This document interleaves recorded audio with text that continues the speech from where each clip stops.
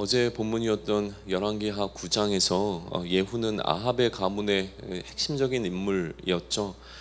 요람과 그리고 좀 사위에 해당하는 아하시야 그리고 이세벨까지 전부 다 이제 죽이게 되어지지만 사마리아에는 여전히 아합의 아들들로 좀 구별되어지는 70명이 남아 있었습니다. 그래서 예후는 이 아들들과 관련이 있는 자들에게 편지를 지금 보내고 있어요. 1절에서는 귀족들 곧 장로들과 아합의 여러 아들들을 교육하는 자들이라고 그 대상을 설명하고 있는데 한글 번역이 좀 명확하지가 않습니다. 오히려 세 그룹의 사람들로 좀 나누는 것이 더 적절할 텐데요. 여기서 나오는 귀족들은 관리자들로 즉 통치자들을 의미합니다. 그리고 장로들은 뭐 우리가 잘 알듯이 원로들이죠. 그리고 교육하는 자들이라고 설명되어 있어서 마치 교사나 선생과 같은 느낌을 주는데 실제로는 가디언의 느낌이 훨씬 더 강합니다. 다시 얘기하면 돌보는 자들 혹은 이 아합의 아들들을 섬기는 자들로 구별해 볼 수 있습니다. 예후의 편지의 내용은 왕의 아들들이 너희와 함께 있고 너희에게는 군사력이 있으니까 이들 가운데, 그러니까 이 70명의 아들들 가운데서 한 명을 너희가 선택해서 왕으로 삼고 나와 싸우자라고 하는 이야기를 지금 하고 있는 거예요. 결국 이 편지는 이들로 하여금 너희가 누구를 섬길 것인지, 나인지 아니면 아합의 아들 중에서 한 명인지가 아합의 가문의 편에 설 것인지 그 태도를 분명히 하라라고 하는 요구를 담고 있었던 편지였던 것이죠.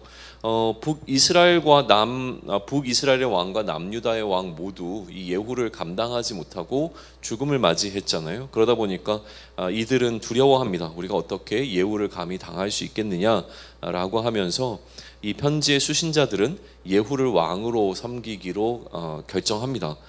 관리와 장로와 보호자들로 소개됐던 이 수신자들은 5절에서 조금 더 구체적으로 이 관리가 왕궁을 책임지는 자와 성읍을 책임지는 자로 구체화되어져서 이제 기록이 좀 되어지죠. 아무튼 이러한 편지를 수신했던 자들은 자신들이 예후를 왕으로 섬기겠다라고 하는 그들의 태도를 전달을 하자 이제 예후가 다시 편지를 보냅니다. 너희가 만약 내 편이 되어서 나의 말을 따르고 나를 섬기기로 한다면 그러면 아합의 아들들의 머리를 가지고 내일 나에게 나아오라라고 이야기를 하죠. 아합의 왕자 70명이 마침 이 리더들과 함께 있을 때에 편지가 도착을 했고요. 이 편지를 읽었던 이 리더들은 왕자 70명을 죽이고 머리를 광주리에 담아서 예후에게 보내게 되어집니다. 사자가 예후에게 왕자들의 머리가 도착했다고 전하자 예후는 이 머리를 두 무더기로 나누어서 이 문 어귀에 쌓아두라고 이야기를 하죠. 뭐 계속 열왕기하 그러니까 9장부터 10장에 이어지는 이 이야기 속에 등장하는 예후를 살펴보게 되면 예후는 상당한 전략가였던 것 같습니다. 다음날 예후는 백성들 앞에서 세 가지 사실을 분명하게 선포하는데요. 첫 번째는 지금 이 백성들에게는 죄가 없다는 거예요. 백성들에게는 이 죽음에 대한 죄가 없다라고 이야기를 하죠. 두 번째, 자신도 왕을 죽인 반역자인 것은 분명하지만 그러나 왕 이외에 다른 사람을 죽인 바가 없다라고 하는 사실을 분명하게 이야기를 합니다. 그리고 이 세 번째로 그렇다면 너희들도 아니고 또 나도 아니라면 과연 지금 여기에 보이게 되어지는 이 수많은 죽음에 대한 원인 제공자가 책임자는 누구인가라고 하는 질문을 지금 던지고 있는 것이죠. 백성들도 아니고 예후도 아니라면 그렇다면 이처럼 백성들도 죄가 없고 자신은 요람만 죽였는데도 불구하고 아합의 아들들이 이렇게 죽임을 당한 것은 결국 하나님께서 행한 것이라고 하는 사실을 암묵적으로 이들에게 이렇게 증거하고 있는 방식으로 이야기를 해 나가고 있는 것이죠. 그리고 10절에서 이러한 예후의 그 아합의 집의 멸망이 하나님의 뜻이라는 사실을 분명하게 드러냅니다. 그래서 엘리야를 통해서 아합에게 하셨던 말씀이 이렇게 다 이루어졌다라고 하는 것을 선포하는 방식으로 백성들 앞에서 이 부분을 이제 공포하게 되는 것이죠. 예후는 아합의 집에 속한 자들을 이처럼 하나도 남기지 않고 죽이게 되어집니다. 아합의 가문을 멸족시킨 예후는 이제 일어나서 사마리아로 가죠. 사마리아로 가는 도중에 목자가 양을 깎는 집에 도착했는데요. 이곳에서 예후는 우연히 남유다의 왕 아하시아의 형제들을 만나게 되죠. 그리고 예후는 이들을 사로잡아서 죽이게 됩니다. 이때 죽은 아하시아의 형제들의 숫자는 42명이었다고 기록하고 있고요. 이제 그곳을 떠나 또 이동하던 예후는 자기를 맞으러 나오는 여호나답을 만나게 되어집니다. 여호나답에게 예후는 여전히 자신을 향한 그의 마음이 진실한지를 확인하는 절차를 밟습니다. 그리고 그가 그렇다고 답하자 여호와를 위한 자신의 열심을 보여주겠다며 그를 자신의 병거에 태우게 되죠. 예후는 여호나답과 함께 사마리아로 가서 거기에 남아 있었던 아합에게 속한 자들을 이제 더 진멸하게 되어지고요. 그런데 그 일이 있고 난 이후에 갑자기 예후가 이상한 요구를 하기 시작합니다. 그거는 뭐였냐면 백성들을 모아놓고 아합은 바알을 조금만 섬겼지만 자신은 훨씬 더 많이 섬길 것이라는 이야기를 하죠. 그래서 바알에게 큰 제사를 드리려고 하니까 바알의 모든 선지자와 모든 섬기는 자와 모든 제사장을 한 사람도 빼뜨리지 말고 자신에게 나오라고 하는 그런 지시를 하고 있는 거예요. 만약 나오지 않으면 살려두지 않겠다, 죽이겠다라고 하는 이런 뉘앙스의 이야기를 하고 있죠. 열왕기 기자는 이러한 예후의 태도에 독자들이 당황하지 않도록 이것이 예후가 바알을 섬기는 자들을 멸하기 위한 전술이었다라고 하는 사실을 연이어서 설명해 줍니다. 예후가 바알을 위한 큰 행사를 연 것인데요. 이 행사를 통해서 바알을 섬기는 자들은 모두 모여들게 되어집니다. 예후는 예복을 맡은 자에게 바알을 섬기는 모든 자에게 예복을 나눠주라고 명령을 하게 되어지는데요. 이것은 아마도 우리가 군대에서 피아를 식별한다라는 표현을 사용하게 되어지는데 정확하게 죽일 사람들이 누구인지를 표하게 되어지는 하나의 방법이었을 것으로 좀 해석이 되어집니다. 예복을 입는 순간 그는 바알을 섬기는 자가 되어지고 죽임을 당할 대상이 되어지는 것이죠.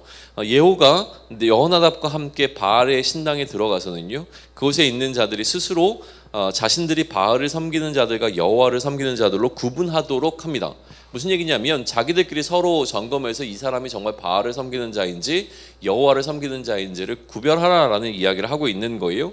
뉘앙스는 여호와를 섬기는 자들은 이곳에 들어오지 못하게 하라는 뉘앙스를 풍기고 있지만 실제로 목적은 이 바알을 섬기는 자 가운데서 혹시라도 섞여 있을 수 있는 여호와를 섬기는 자들을 구별해내서 그들을 보호하고자 하는 의도가 아마 그 안에 담겨 있을 것으로 좀 보여집니다. 예후는 이제 80명이라고 하는 사람을 밖에 대기시키고요. 그리고 그들에게 자신이 넘겨주는 사람을 도망가게 해서는 절대로 안 된다고 말하며 만약에 도망가게 하면 그 책임을 너에게 물어서 너희는 죽을 줄 알라고 강력하게 이야기를 합니다. 그리고 이제 예후는 호위병과 지휘관들로 하여금 안에 있는 바알을 섬기는 자들을 모두 죽이라고 이야기를 하죠. 바알을 섬기는 자들을 죽이고 아울러서 산당에 있는 목상을 불태우고 산당을 헐어서 화장실을 만들어 버립니다. 지금까지 등장했던 어떤 사람보다 예후의 이러한 조치는 굉장히 강력했습니다. 그런데 열왕기 기자는 예후도 여로보암의 죄로부터는 떠나지 못했다라고 하는 평가를 29절에서 남기고 있습니다. 하나님께서는 바알의 숭배 문제를 해결한 예후를 칭찬하시며 예후의 왕위가 이제 4대를 이어갈 것이라고 하는 부분을 약속해 주시죠. 그러나 열왕기 기자는 계속 예후는 전심으로 하나님의 율법을 지켜 행하지 않았고 여로보암이 이스라엘에게 범하게 한 죄로부터도 떠나지 않았다라고 하는 평가를 계속 남겨놓고 있습니다. 예후에 관한 기록을 마무리하면서 당시 국제 정세와 예후의 다른 사적이 기록된 역대 지략에 관한 언급을 하고 있고요.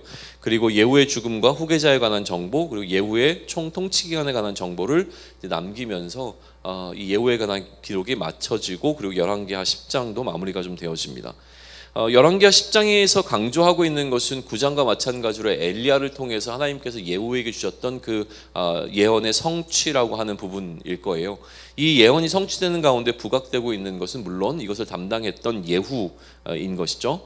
예후는 자신이 하나님의 일을 하고 있다는 사명감으로 최선을 다하고 있는 모습을 보여주고 있습니다. 열심을 나타내고 있는데요. 예후가 행한 것은 어떻게 보면 정치적인 혁명과 같은 사건이었지만 한편으로 이것은 종교 개혁이었다라고도 우리는 바라볼 수 있습니다. 하지만 열왕기는 이러한 종교 개혁이 미완의 종교 개혁에 따른 사실을 알려주고 있죠. 하나님이 아닌 다른 신을 끊어내는 것에 있어서는 예후가 성공적이었지만, 그러나 하나님을 하나님답게 섬기는 것에는 여러 가지 여전히 문제가 있었다는 사실을 알려주고 있습니다. 그러니까 외적으로는 영적인 전쟁에서 승리했지만 내적인 갱신에는 실패한, 본질을 회복하지 못한 미완의 종교개혁으로 평가되고 있는 것이 이 예후의 행적이라고 하는 것이죠.